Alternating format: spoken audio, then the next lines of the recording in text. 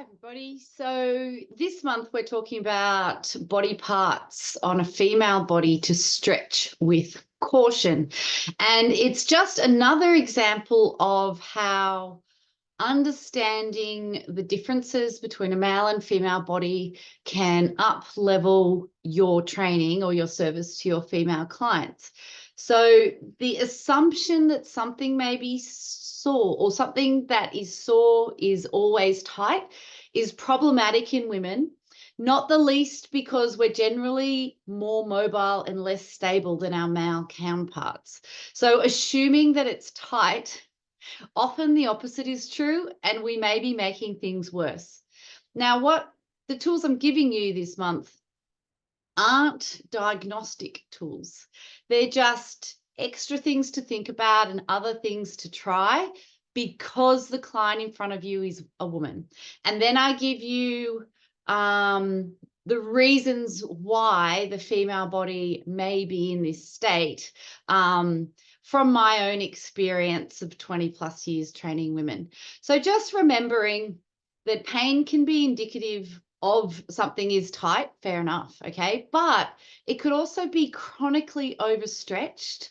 It may be unstable, it may be injured, it may be a problem with something else. So the example I gave last week was, you know, the hips out of alignment shifts the shoulders. That might result in back pain, foot pain, or neck pain, right?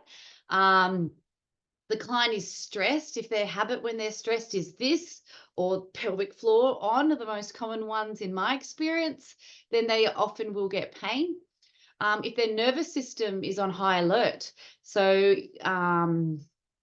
conditions such as fibromyalgia are nervous, high functioning head trigger nervous systems that detect pain with a really low stimulus, or like not a physical stimulus at all.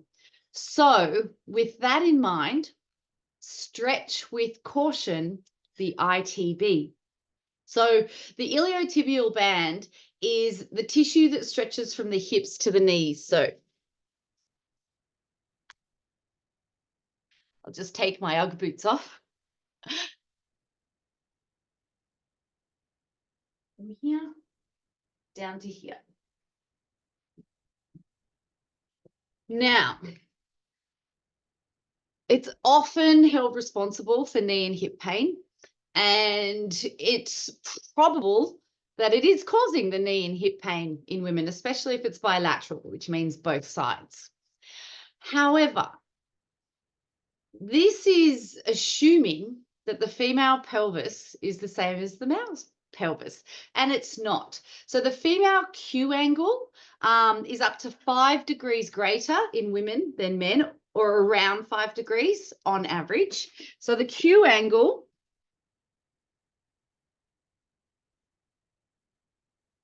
that's my ITB and that's my femur. The Q angle is this difference here. Okay?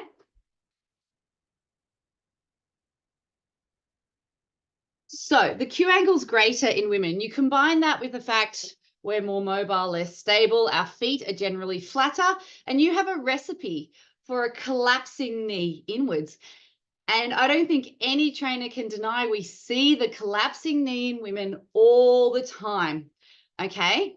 We see the collapsing knee, we see knee pain and hip pain, and a lot of us are still stretching the ITB. That may contribute to making it worse, because if you lengthen this tissue, you lengthen this, then you give her a better chance of doing more of this, right? What we really need is this. So consider the balance of the muscles. A lot of us are already here, and when we see the collapsing knee, we're offering glute work and we're offering VMO work. That is perfect, and trainers are great at prescribing strength. But the part of the story we're missing is allowing that alignment to occur more easily through the hip and the knee. In order to do that, we need to stretch the inner thigh. We need to allow her legs to spread more easily. Then we can achieve that middle range alignment. Then we can strength train. So if her inner thigh, and the inner thigh gets tight because of, pelvic floor dysfunction, scar tissue if she tore during childbirth. Sometimes it's a reaction to trauma, not just, sexual abuse, but, childhood trauma or emotional trauma. The pelvic floor and the inner thighs and the knees will clamp together. We don't have to know any of this. We just have to see that her inner thigh and her alignment is pulling this way. And so we need to relax that tension and allow her knees a greater range outwards. Does that make sense? So we don't just stretch what's tight because it's sore. Sometimes it's chronically overstretched. Okay. So when you see the collapsing knees, especially when it's coupled with knee and hip pain, you may be right. The ITB may be sore and feel tight, but it's often long and overstretched, and it needs inner thigh stretching. And only after you've got alignment through the pelvis and the knee, then you go to glute and VMO strengthening. So don't just stretch it because it's sore. Look at their posture, look at the alignment of the hip and the knee. Understand we're going to have a greater angle from our pelvis to our knees. That is normal for us, okay?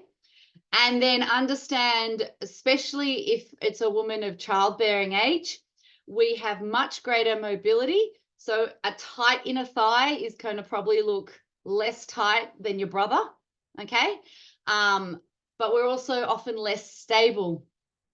So, don't stop doing those bloody crab walks, but couple it with lengthening the muscles, the opposing muscles. The ones that are making it hard for your glutes to work well are the ones pulling against the glutes. So what does that look like? Just turn it the other way, okay? Stretch with caution, that old ITB.